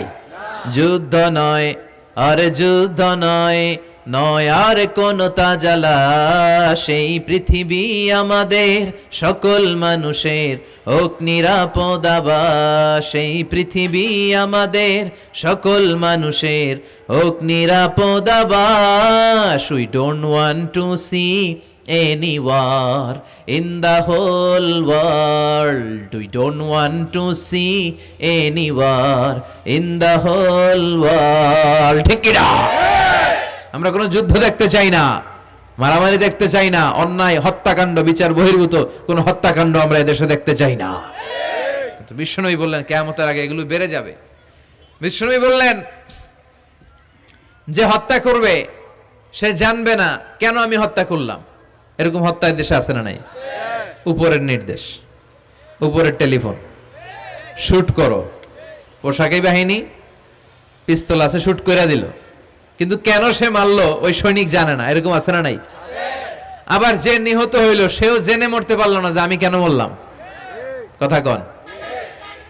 আহা, এই বাংলার বিভিন্ন নদীতে, মাঠে ঘাটে হাত বাঁধা, পা বাঁধা, চোখ বাঁধা, বস্তাবন্দি করা লাশ পাওয়া যায় কি যায় না? এই দুনিয়ায় তারা বিচার পায় নাই, কিন্তু এগুলোর বিচার আছে না নাই?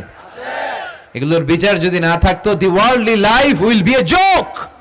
এই পৃথিবীটা একটা জোকিং হইতো, জোকিং। জোক করার জন্য আল্লাহ পৃথিবী বানায় নাই। যেগুলোর বিচার এই জমিনে আমরা পাই নাই, সেগুলোর বিচার আখিরাতে হবে। সেদিন হবে আসল বিচার, সেদিন হবে ফাইনাল খেলা। সেদিন হবে কি খেলা? বিশ্বাস হয়? অপেক্ষা আছে না নাই? সবগুলোর বিচার হবে ইনশাআল্লাহ। পড়েন।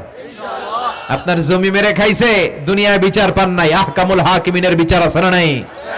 আপনাকে অন্যায় ভাবে আঘাত করেছে, দুনিয়ার বুকে বিচার পান নাই, আখিরাতে বিচার আছে না নাই? বিশ্বনবী বললেন এই মারামারিটা বেড়ে যাবে কিয়ামতের আগ দিয়ে। এখন দেখেন খালি মারামারি, কোপাকুপি। 2 টাকার টেম্পু ভাড়া লইয়া একজন একজনের মেরে ফেলাইছে। কয় টাকার? নাউজুবিল্লাহ পড়বেন না? আল্লাহ এই ফিতনা থেকে তুমি আমাদের বাঁচাও।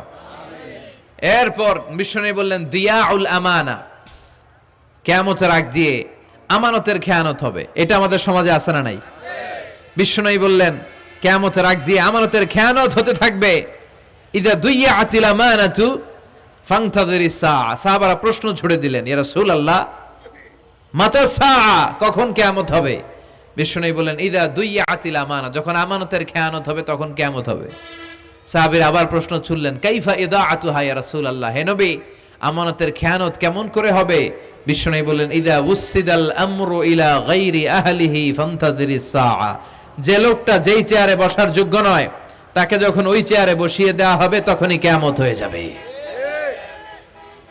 এরকম আমানতের খেয়ানত তো ভুইগরে নাই। ধরেন একজনরে আপনারা প্রধান বক্তা হিসেবে দাওয়াত দিলেন, জানে না কোরআন, জানে না হাদিস, জানে না বক্তৃতা, এটা কিয়ামতের আলামত না? এটা আমানতের খেয়ানত না? এই দেশে শিশু বক্তা আছে না নাই? কথা কন। আহা, এদিকে আর কি মানুষ হয়েছে? শিশু বক্তা হইলে 3 গুণ হবে। বিল্ডিং টিল্ডিং ভাঙ্গা, প্যান্ডেল ম্যান্ডেল খুললা, অবস্থা সারা। এত মানুষ, ও যে কি বলে ও নিজেও জানে না, কি যে জানে না ওইটাই জানে না।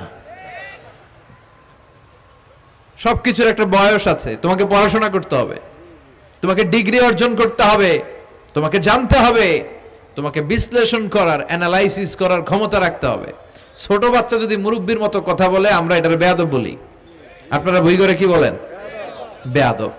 পাশে খতিব সাহেব হুজুর, এখানে হাফেজ সাহেব হুজুর, এখানে ইমাম সাহেব হুজুর, এখানে কামিল মাদ্রাসার প্রিন্সিপাল, এখানে জগৎ বিখ্যাত মুহাদ্দিস, আর সে বেয়াদবের মতো পায়ের উপর পা তুলে আঙ্গুল নাড়িয়ে নাড়িয়ে কথা বলে। এটা কিয়ামতের আলামত। এগুলো বন্ধ করেন, এগুলোর সাথে ইসলামের সম্পর্ক নাই। যারা কোরআনের কথা জানে, যারা আলেম, তাদেরকে দাওয়াত করেন, জ্ঞান গর্ভ আলোচনা করবে, আপনার জীবনকে উজালা করে দিবে কে?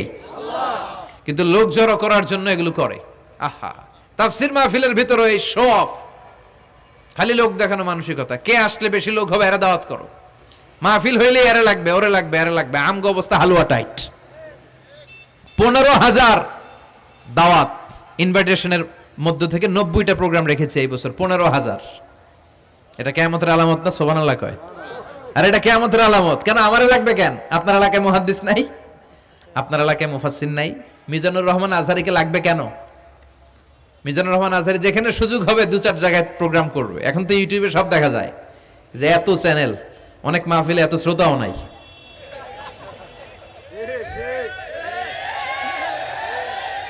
কথা কন, এখন কোথাও যেতে পারি না। আজকে এয়ারপোর্ট থেকে আসার পথে, এয়ারপোর্ট থেকে বের হইতে লাগতেছে আধা ঘন্টা। লোকজনের দাবি হচ্ছে হুজুর সেলফি তুলবো, সেলফি তুলবো, তাও বিভিন্ন অঙ্গভঙ্গি করে, এরকম মুখ বাঁকা করে, এরকম হাত বাঁকা করে। আমি বললাম কি স্টাইল? এটা গ্যাংনম স্টাইল, আছে না নাই?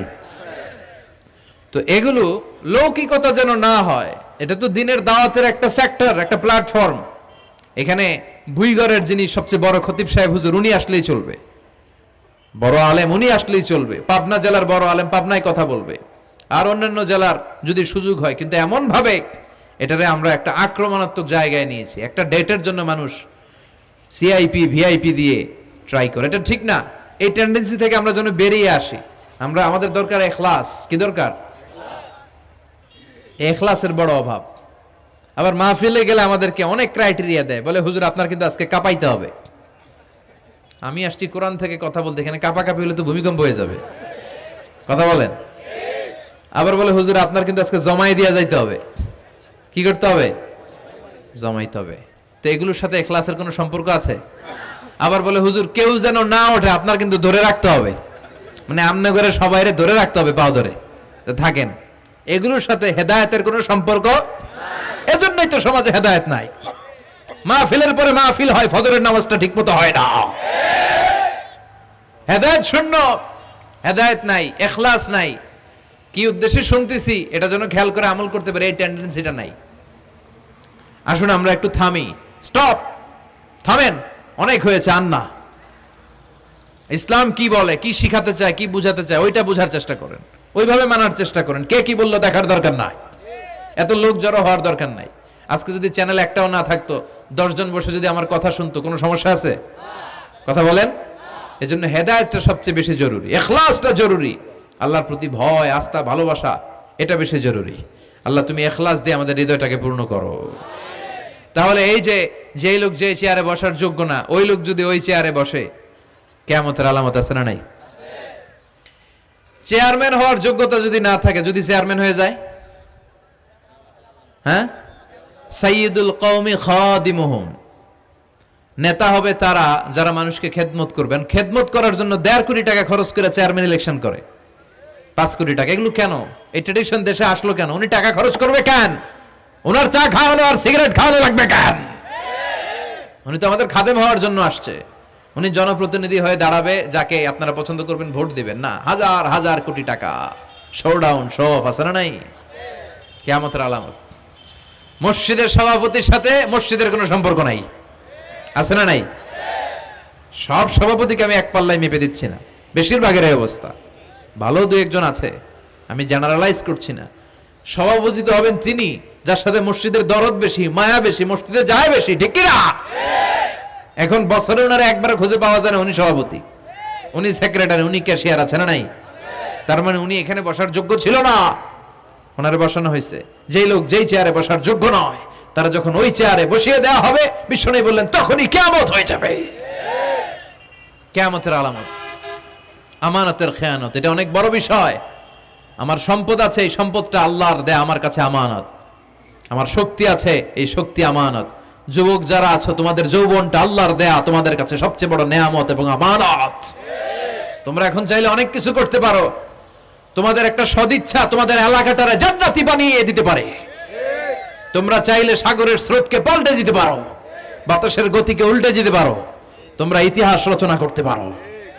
বিশ্বনবী যখন তোমাদের মতো যুবক ছিল, তিনি হালাফুল ফুদুল যুব সংঘ করেছেন। গানের কনসার্ট করে নাই, যাত্রাপালা করে নাই, নাচানাচি করে নাই। উনি হাতে হাত রেখে বলেছেন মক্কার বুকে কোনো টেন্ডারবাজি থাকবে না, মক্কার জমিনে কোনো চাঁদাবাজি থাকবে না, ধর্ষণ থাকবে না, মক্কার জমিনে কোনো দুর্নীতি চলবে না। যুবকদেরকে নিয়ে উনি এই কাজগুলো করেছেন। এখন একটার পর একটা আমানত আমরা খেয়ানত করে চলি। আমার সম্পদ আমার আমানত, আমার ছেলে মেয়ে আমার আমানত।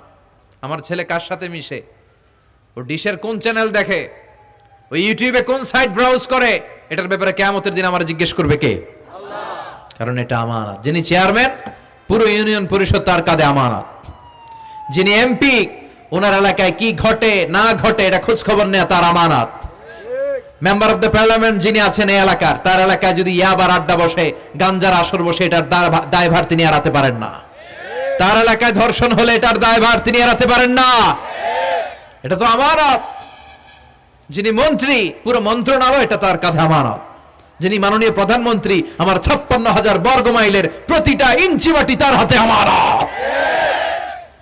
এটা অনেক বড় বিষয়। আর মুমিনের বৈশিষ্ট্য হচ্ছে ওয়াল্লাযীনা হুম লিআমানাতিহিম ওয়া আহদিহিম রাউন।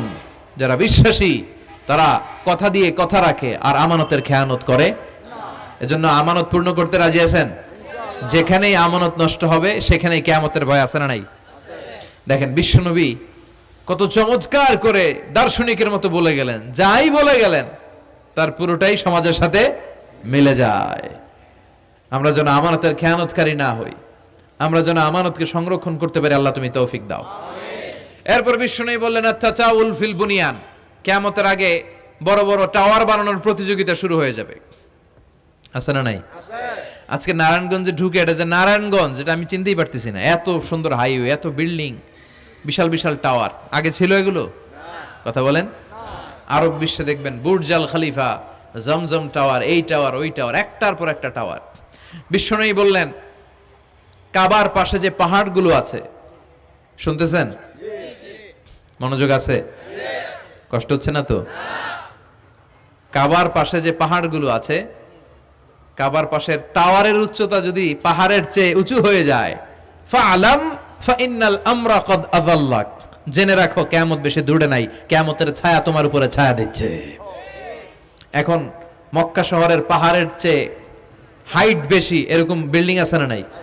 কাবা ঘরের পাশেই তো একটা আছে, জমজম টাওয়ার, 120 তলা উঁচু। দি মাক্কারাল ক্লক টাওয়ার 120 তলা, বিশাল বড় ঘড়ি লাগানো। এগুলো সব কিয়ামতের আলামত। ওর 5 তলা, আমার লাগবে 10 তলা। ওর 2টা গাড়ি আছে, আমার লাগবে 4টা গাড়ি। ও তাহাজ্জুদ পড়ে, আমারও যে পড়তে হবে ওই টেনশন নাই। ওর মেয়ে হেজাব পরে, আমার মেয়েটারও হেজাব পড়াবো ওই চিন্তা নাই। ওর ছেলে নামাজে যায়, আমার গাঞ্জা খট্টারও নামাজি বানাবে এই টেনশন করে না। খালি সম্পদ কেমনে বাড়াবে, দুনিয়াবি চিন্তা।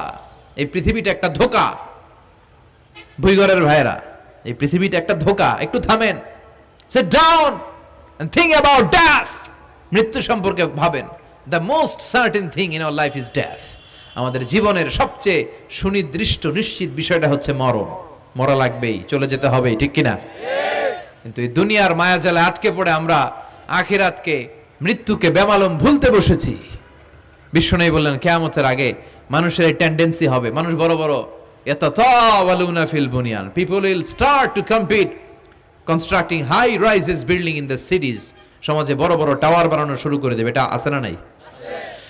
এরপর বিশ্বনবী বললেন যুহুরুন নিসা আল কাসিয়াত আল আরিয়াত আল মাইলাত আল মুমিলাত, কিয়ামতের আগে পোশাক পরিহিতা নেকেড উলঙ্গ নারীদের সংখ্যা বেড়ে যাবে। বুইগরে মাশাআল্লাহ সব পর্দা মেইনটেইন করে, আশা করি। হ্যাঁ, স্থানীয়রা পর্দা করে, আলহামদুলিল্লাহ। আল্লাহ তুমি কবুল করো। কিন্তু গোটা বাংলাদেশের দৃশ্য কি ভুইগরের মতো? না, ভয়ঙ্কর। বিশ্বনবী বললেন কাসিয়াত আল আরিয়াত আল মাইলাত আল মুমিলাত, পোশাক পরিহিতা উলঙ্গিনী, মানে বোরকাও পড়বে, বোরকাওয়ালি। তিনি বোরকা পড়েন কিন্তু টাইট ফিটিং বোরকা। আছে না নাই? তো এতে আপনি, আমার মায়েরা, আমার বোনেরা, আমি আপনাদেরকে সবসময় সম্মান দিয়ে কথা বলার চেষ্টা করি, একটু বোঝেন। এই যে আপনি টাইট ফিটিং এর বোরকাটা পরলেন, এতে লাভটা হলো কি? আপনার দেহের উঁচু নিচু ভাঁজ টের পাওয়া যায়, আপনার সৌন্দর্য প্রকাশ পেয়ে যায়। হেজাব আল্লাহ এমনি এমনি দেয় নাই। যার সম্মান বেশি ওটার প্যাকেট বেশি। কথা কন। ডায়মন্ডের আংটি ওই রাস্তার মধ্যে বিক্রি করে না? স্বর্ণের আংটি না, ওইটা স্পেশাল মার্কেটে বিক্রি করে। কোন মার্কেটের সামনে পুলিশ রাইফেল নিয়ে দাঁড়ায় থাকে না, কিন্তু স্বর্ণ মার্কেটের সামনে রাইফেল আছে না নাই? ভিতরে স্পেশাল সিকিউরিটি আছে না নাই? গ্লাস ফিটিং করা, ওইখানে সিকিউরিটি আলাদা, স্পেশাল লকার আছে না নাই? কারণ এটার দাম বেশি, তাই এটার পর্দা বেশি, প্যাকেট বেশি। সুবহানাল্লাহ পড়েন।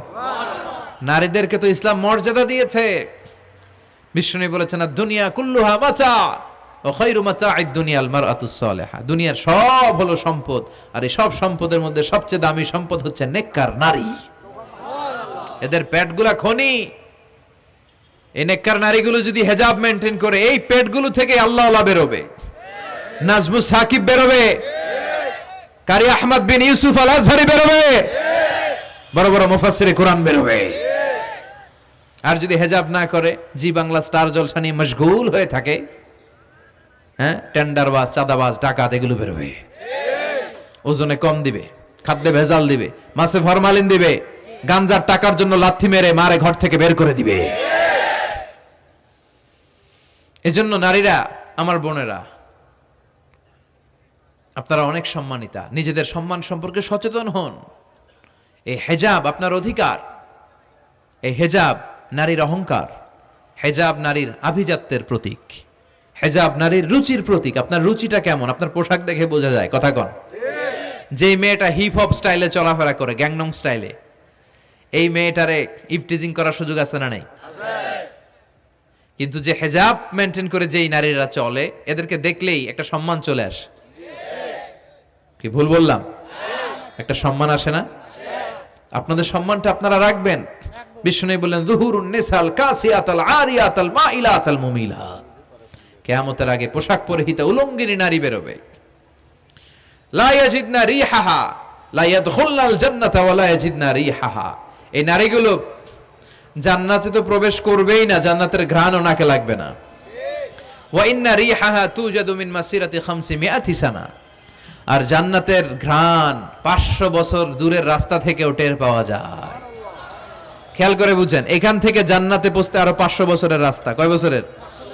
এত দূরে থাকতেই জান্নাতের সুবাতাস এসে আপনার নাকে ধাক্কা লাগবে। সুবহানাল্লাহ পড়বেন না? এই নারীগুলো জান্নাতে যাবে না, জান্নাতের ঘ্রাণও পাবে না। এজন্য বাবা যারা এসেছেন, সচেতন হন। আপনার মেয়ে চাইলেই যে কোনো ড্রেস আপনি তাকে কিনে দিতে পারেন না। মায়েরা যারা আমার কথা শুনছেন, আপনার মেয়ে আবদার করবে, সে তো ছোট, সে কি বুঝে। কিন্তু দেখবেন অনেক বিয়ের অনুষ্ঠানে আমি দেখেছি, মায়ের বয়স হচ্ছে 60, মায়ের হাত মোজা, পা মোজা, বোরকা লাগাইছে 2টা, পাশে ষোড়শী, অষ্টাদশী, তন্নি, সুন্দরী, সুস্নিগ্ধা এক মেয়ে, বয়স মাত্র 18। ওর বুকে অন্য নাই, ওটা গলায় শোভা পাচ্ছে। এই 60 বছরের বুড়া মহিলার দিকে কেউ তাকাবে? ওনার তো ডেট এক্সপায়ার্ড। Date expired. ওনার সৌন্দর্য যা ছিল সব শেষ। তার দিকে তাকাবে না। তার উঠতি বয়সের তরুণ মেয়েটার দিকে অনেকে তাকাবে, কারণ এটা জেনেটিক্যাল একটা ইস্যু। একটা পুরুষ একটা নারীর দিকে জেনেটিক্যালি আকৃষ্ট হবে, এটাই স্বাভাবিক, ঠিক কি না? এজন্য আপনার হাত মোজা, পা মোজা আপনার দরকার ছিল না। আপনি পাতলা কাপড় পরলেও সমস্যা নাই। কথা কন। হাত মোজা, পা মোজা দরকার ছিল আপনার যুবতী মেয়েটার হাতে, যুবতী মেয়েটার পায়ে। এজন্য আপনারা আপনাদের সম্মানকে বুঝবেন। যারা নারী স্বাধীনতার কথা বলে, নারী আন্দোলনের কথা বলে, এরা নারীদেরকে ঠকায়। এরা নারীদেরকে বিজ্ঞাপনের বিলবোর্ডে নগ্ন করে উপস্থাপন করে। রাস্তা দিয়ে হাঁটি, চোখ খুলতে পারি না। আমার মায়েরা, এরা আমার দেশের মেয়ে, এরা এই 56,000 বর্গ মাইলের মেয়ে। এই মেয়েগুলোকে উলঙ্গভাবে হাফ নেকেড করে এই সিনেমা হলগুলোর পোস্টারগুলো যে দেয়া হয়েছে, এতে সম্মান বেড়েছে না কমেছে? ওদিকে চোখ তুলে তাকানো যায়? এজন্য নারী স্বাধীনতার কথা যারা বলে, এদের কথায় ফাঁদে পা দিবেন না। এরা আপনাদের সম্মান বাড়াতে চায় না, এরা আপনাদেরকে বিলবোর্ডে উঠাতে চায়, আপনাদেরকে উলঙ্গ করে রূপালী পর্দায় উঠাতে চায়, টিভির পর্দায় আপনাদেরকে নেকেড করে উপস্থাপন করতে চায়। এদের ঘরেই নারীরা বেশি নির্যাতিতা হয়, এদের কাজের মেয়েরাই বেশি নির্যাতিতা। আর সুযোগ পেলে এরা ধর্ষণে সেঞ্চুরি করতে দেরি করে না।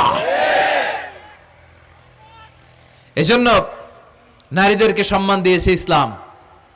আমার বোনেরা, আমাদের সম্মান যেন আমরা রাখতে পারি। আল্লাহ তুমি বোঝার তৌফিক দান করো। এরপরে বিষ্ণু বললেন ইতাআতু যাওজা ওয়া উকুকুল কিয়ামতের আগে বিয়ে করার পরে ছেলেগুলো মাকে ভুলে গিয়ে স্ত্রীর পেছনে পেছনে দৌড়াবে, স্ত্রীর আনুগত্য করবে। এরকম নমুনা আছে না নাই? বই ঘরে আছে? হ্যাঁ, মুরব্বী অনেক পজিটিভ, মাশাআল্লাহ। সবকিছু উনি কিছু কিছু অথবা নাই, এদিক থেকে আওয়াজ আসতেছে আছে, হয়তো কিছু কিছু আছে, কিছু কিছু নাই। জেনারেলাইজ করা ঠিক হবে না। তো এই জন্য মাকে ভুলে যাওয়া যাবে না। মায়ের দোয়া বড় দোয়া। মায়ের দোয়া সবার আগে কবুল। বুলেট মারলে বুলেট মিস হয়, মায়ের দোয়া মিস হয়? খবরদার। স্ত্রী চলে গেলে নতুন স্ত্রী পাওয়া যায়, মা মরে গেলে মা পাওয়া যায়? তাই বলে আমি বলছি না আপনার স্ত্রীকে ডিভোর্স দেন না, বুঝান, মাকেও বুঝান, স্ত্রীকেও বুঝান, বুঝানোর চেষ্টা করেন। সমাজের এখন সবচেয়ে বড় সমস্যাটা হচ্ছে শাশুড়িরা চায় আমি ডমিনেট করব, আমার এতদিনের গড়া সংসার। বউ এসে কয় না আমি আইছি মাগার, আমি সব খায় হলাম। আছে না নাই? এই যে সবাই ডমিনেট করতে চায়, এটা সমস্যা। সমাধানটা কি? সমাধানটা হচ্ছে আমাদের শাশুড়ি যারা আছে সমাজের, তাদের উচিত বৌমাটারে নিজের মেয়ের মতো মনে করা।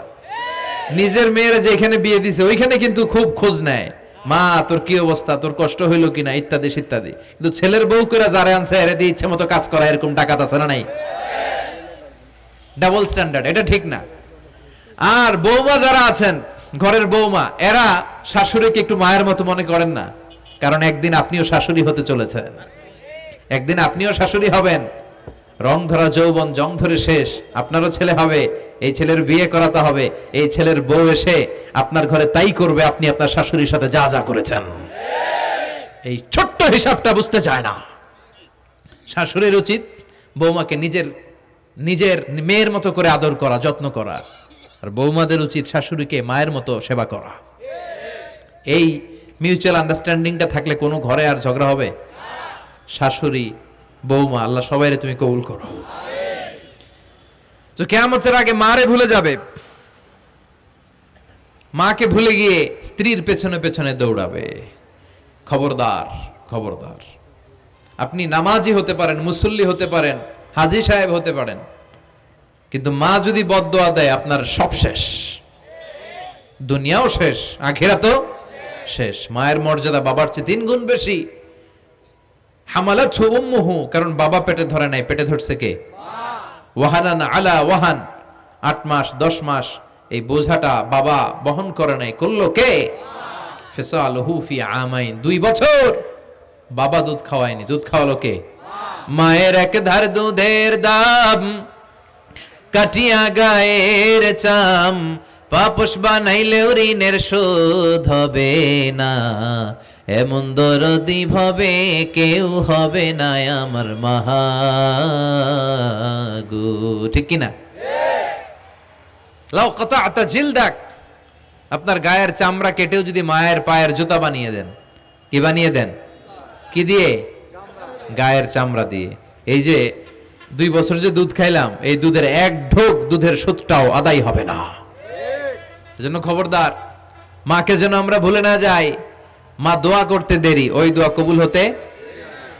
আমরা ছোটবেলায় যে কত কষ্ট দিয়েছি, সবচেয়ে বেশি কষ্ট যখন দিয়েছি মাকে, ওই স্মৃতিগুলো আমাদের মনে পড়ে না। আপনার বয়স যখন 1 বছর, আপনি স্মৃতি হাতরে এত দূর যেতে পারবেন?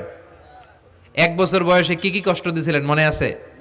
মানুষের বয়স যখন 2, 3, 4 হয়, 4-5 বছর বয়সে, তখন তার কথাগুলো খেয়াল থাকে। কিন্তু সবচেয়ে কষ্ট কিন্তু মাকে বাবাকে আমরা দিয়েছিলাম যখন আমাদের বয়স 1-2 বছর ছিল। আর মায়ের পেটের ভেতরে যখন ছিলাম তখনও কষ্ট দিছি কি দেই নাই? এক একটা লাথি যখন মেরেছে আমার মা বেহুশ হয়ে যেত। আমাকে আপনাকে জন্ম দিতে যে আপনাদের মা কতটা কষ্ট করেছেন খেয়াল করে শুনেন। চিকিৎসা বিজ্ঞানীরা বলে একজন সুস্থ মানুষ 45 ইউনিট পেইন, মানে ব্যথা, একসাথে সহ্য করতে পারে। ব্যথার তীব্রতা, সিভিয়ারনেস যদি এর চেয়ে বেড়ে যায়, হয়তো লোকটা বেহুশ হয়ে যাবে, না হয় মরে যাবে। কিন্তু আমার আর আপনার মা আমাকে আর আপনাকে জন্ম দিতে যে ওই ডেলিভারি যখন দিয়েছিল, 57+, 57 ইউনিটেরও বেশি ব্যথা তিনি সহ্য করেছিলেন। যেটা কোনো অ্যাক্সিডেন্টে আমাদের দেহে প্রত্যেকের 206টা হাড্ডি, কোনো সড়ক দুর্ঘটনায় আপনার দেহের 20টা হাড্ডি একসাথে টাস টাস করে ভেঙে গেলে যত ব্যথা, তার চেয়েও বেশি ব্যথা। জন্য খবরদার, খবরদার, মাকে যেন আমরা ভুলে না যাই। মায়ের দোয়া যেন নেই। কখনো যদি মায়ের সাথে বেয়াদবি করে থাকি, আমরা যেন মাফ চেয়ে নেই। রাজি আছি তো যুবকেরা? রাজি আছি সবাই? আমরা সবাই মায়ের দোয়া নিব। মায়ের দোয়া ছাড়া কেউ জীবনে সফল হতে পারে? মা যার চলে গেছে তারা জানে মা না থাকার কি জ্বালা। হ্যাঁ, মায়ের কথা মনে পড়ে না? যখন রাত্রি নিঝুম, এই চোখে ঘুম, একলা শূন্য ঘরে তোমায় মনে পড়ে মাগো, তোমায় মনে পড়ে। জানি তোমার দোয়া পেলে উঠব সকল বাধা ঠেলে, তোমার দোয়া সকল কাজে ঝরছে মাথায় পড়ে। তোমায় মনে পড়ে মাগো, তোমায় মনে পড়ে। যখন রাত্রি নিঝুম এই চোখে ঘুম, একলা শূন্য ঘরে তোমায় মনে পড়ে মাগো, তোমায় মনে পড়ে। ঠিক কিনা? আমরা যারা মা হারা বাবা হারা আল্লাহর কাছে আমরা কামনা করি, আল্লাহ আমাদের বাবা মাকে তাদের কবরগুলোরে তুমি জান্নাতের টুকরা বানিয়ে দাও। তো বিশ্বনবী যেটা বললেন এটাও আমাদের সমাজে পাওয়া যাচ্ছে, ঠিক কিনা? এরপর বিশ্বনবী বললেন যুখরুফাতুল মাসাজিদ ওয়াত তাবাহি বিহা, কিয়ামতের আগে মসজিদ নিয়ে অহংকার শুরু হয়ে যাবে, মসজিদ নিয়ে দলাদলি। ভুই ঘরে মাশাআল্লাহ এগুলো নাই।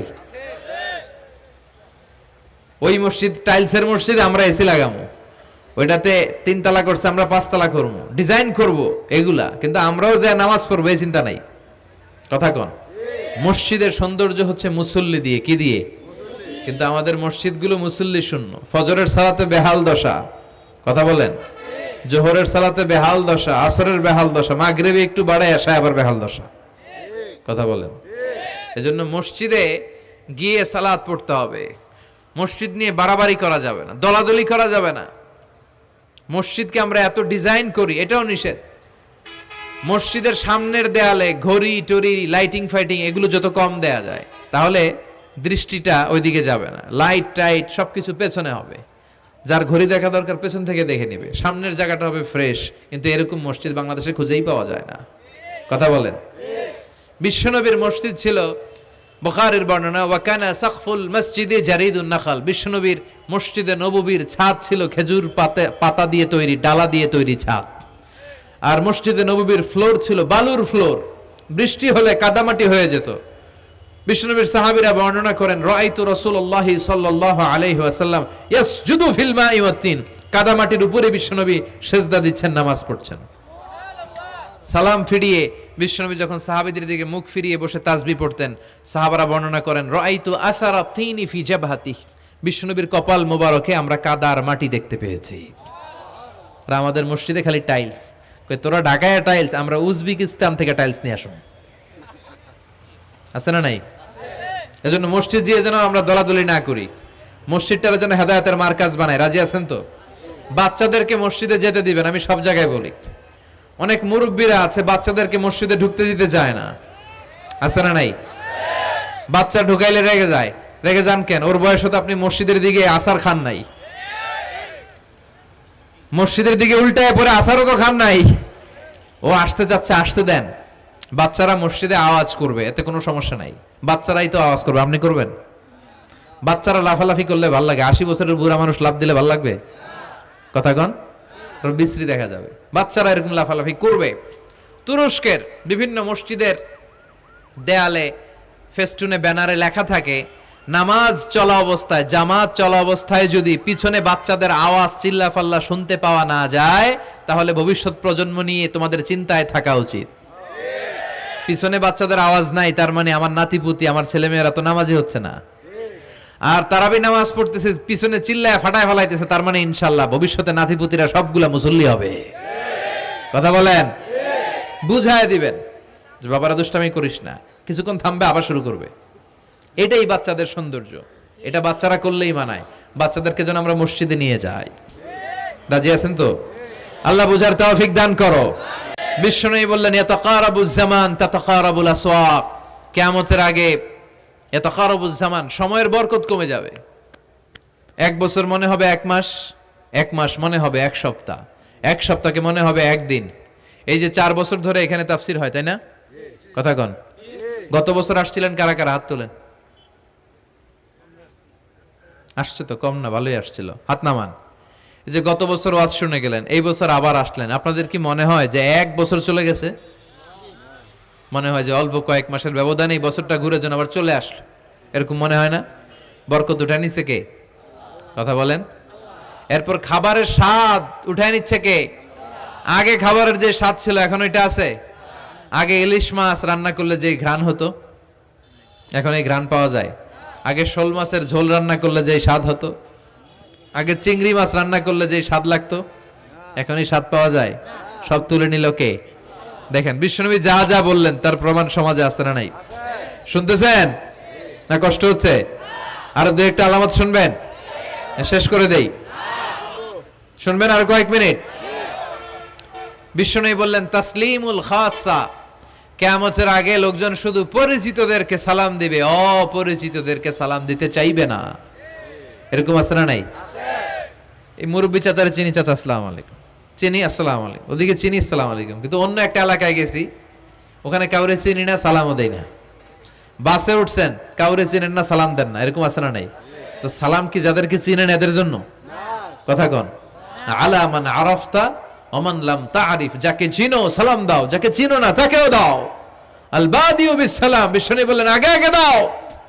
আল বাদিউ বিস সালাম বারিউম মিনাল কিবর, আগে আগে যে সালাম দেয় তার হৃদয় থেকে অহংকার মুক্ত করে দেয় কে? আল্লাহ। অহংকার মুক্ত হওয়ার দরকার আছে না নাই? যার হৃদয়ে যাররা পরিমাণ অহংকার থাকবে সে জান্নাতে প্রবেশ করতে পারবে? কথা বলেন। এজন্য আমরা আগে আগে সালাম দেব। ভুইঘরের ভাইয়েরা ছোটরা বড়দেরকে দিব, বড়রা ছোটদেরকে দিব, হাজবেন্ড ওয়াইফকে দিব, ওয়াইফ হাজবেন্ডকে দিব। রাজি আছেন তো? আজকে যারা স্বামী যারা আসছেন বাড়িতে যেই ভাবির আগে সালাম দিবেন। রাজি আছেন?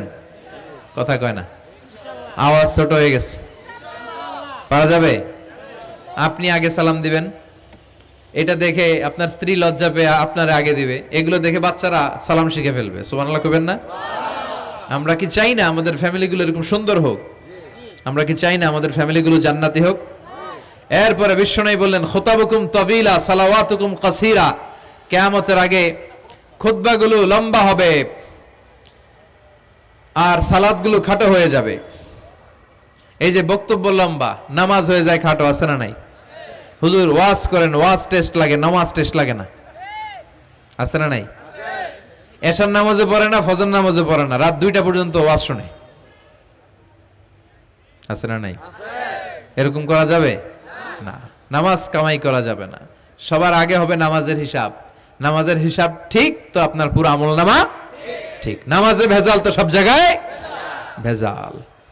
প্রথম হিসেব নেওয়া হবে এই সালাতের, খবরদার।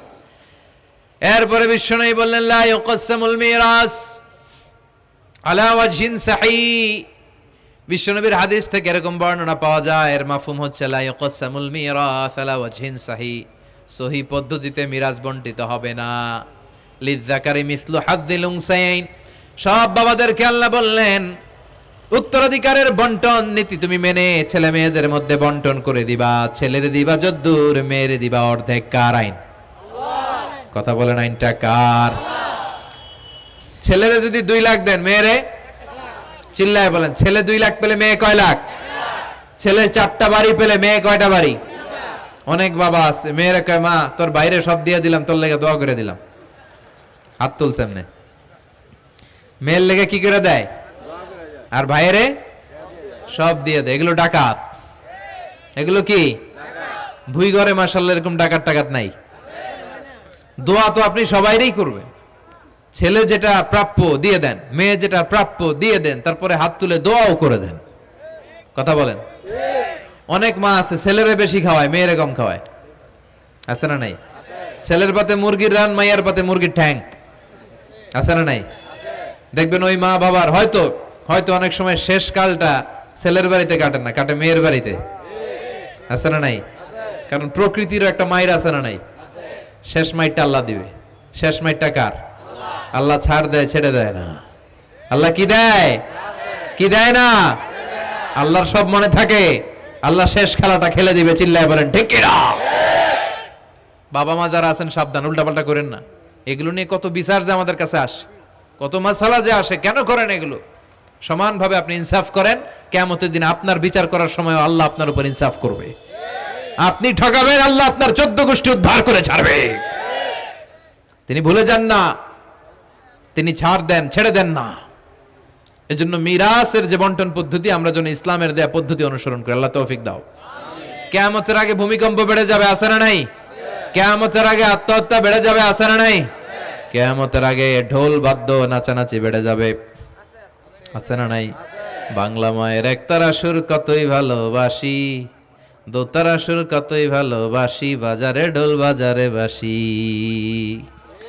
বিষ্ণুই বললেন বুইস্তু আন উকাসসিরাল মাযামির, আমি ঢোল বাদ্য তবলা হারমোনিয়াম এগুলোরে ভেঙে মাটির সাথে গুড়িয়ে দেওয়ার জন্য এসেছি।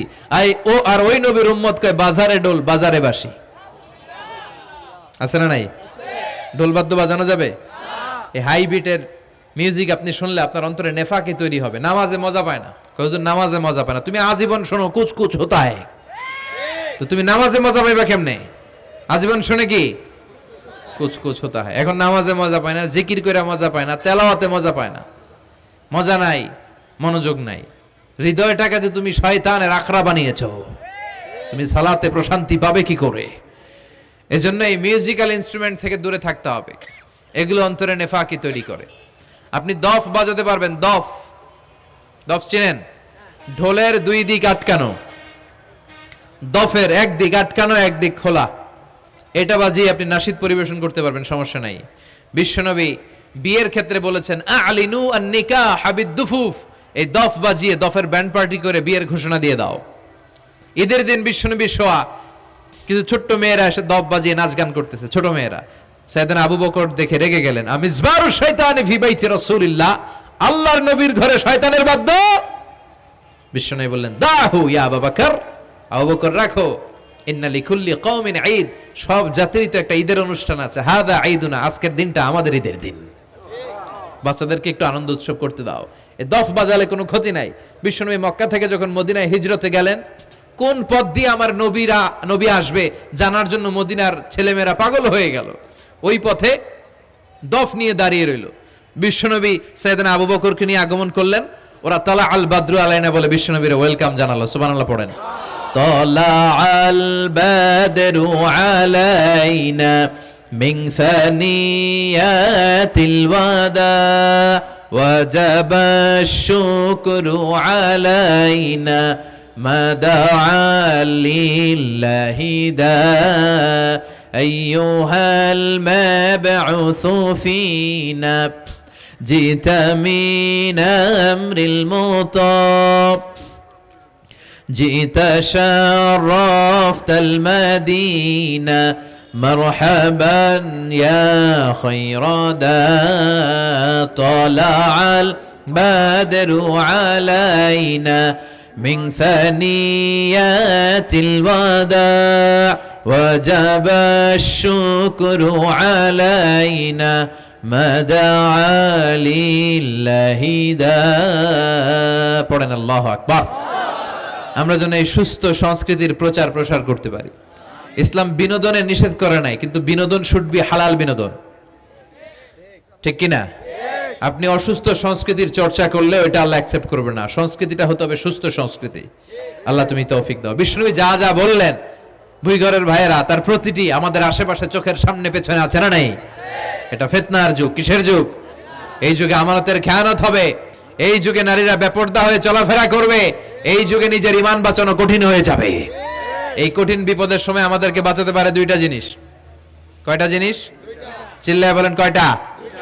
দুইটা জিনিস শুধু আমাদেরকে বাঁচাতে পারে। এক হচ্ছে আল্লাহর কোরআন, দুই হচ্ছে বিশ্বনবীর সুন্নাহ, ঠিক কিনা? এই দুইটা জিনিসকে মারির দাঁত দিয়ে আঁকড়ে ধরে রাখতে হবে, তাহলে সে পথভ্রষ্ট হওয়ার কোনো সুযোগ।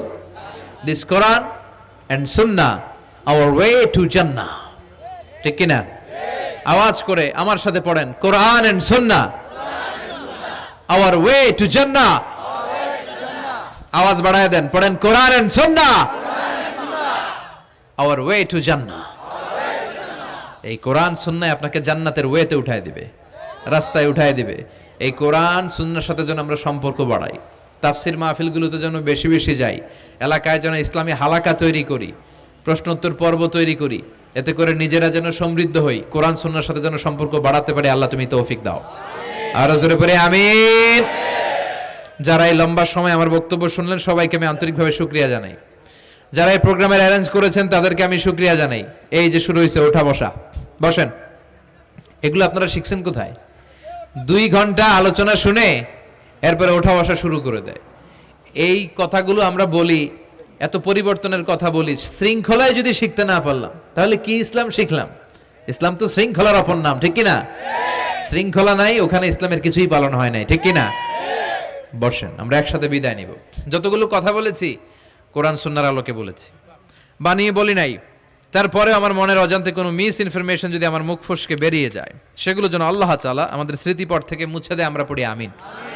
সত্য, সুন্দর, কল্যাণকর, হকের পক্ষে যা বলেছি তার সবটুকুন যেন আল্লাহ তাআলা প্রথমে আমাকে আমলের তৌফিক দান করে এবং আপনাদের সবাইকে আমলের তৌফিক দান করে, আমরা পড়ি আমিন। আমাদের এই সময় ব্যয় করাটা, গভীর রাত পর্যন্ত বসে রইলাম, এটাকে যেন আল্লাহ আমাদের নাজাতের ওসিলা বানায়। আল্লাহ যেন আমাদের হৃদয়টারে নরম করে, আল্লাহ যেন আমাদের গুনাহগুলো মাফ করে, আমরা যেন ইসলামের পথে আরো এক ধাপ এগিয়ে যেতে পারি। আল্লাহ তৌফিক দান করো। আমাদের ঘরগুলোরে আল্লাহ তুমি জান্নাতের বাগান বানাও। শাশুড়ি বউয়ের মধ্যে যে দ্বন্দ্ব, এগুলো দূর করো। আমাদের ছেলে মেয়েগুলারে মানুষের মতো মানুষ বানাও, আমরা যেন আব্বা আম্মার খেদমত করতে পারি, দোয়া নিতে পারি, তৌফিক দাও। আল্লাহ যুবকদেরকে তুমি সাইয়েদানা ওমরে ফারুকের মতো, সাইয়েদানা হামজার মতো কবুল করো। ভুইঘর, কাজীপাড়া যুব সমাজ ও এলাকাবাসীকে আমি আবারও আন্তরিক ধন্যবাদ এবং শুকরিয়া জানিয়ে আমার বয়ান শেষ করছি। সুবহানাকাল্লাহুম্মা বিহামদিকা আশহাদু আল্লা ইলাহা ইল্লা আনতা আস্তাগফিরুকা ওয়া আতুবু ইলাইক।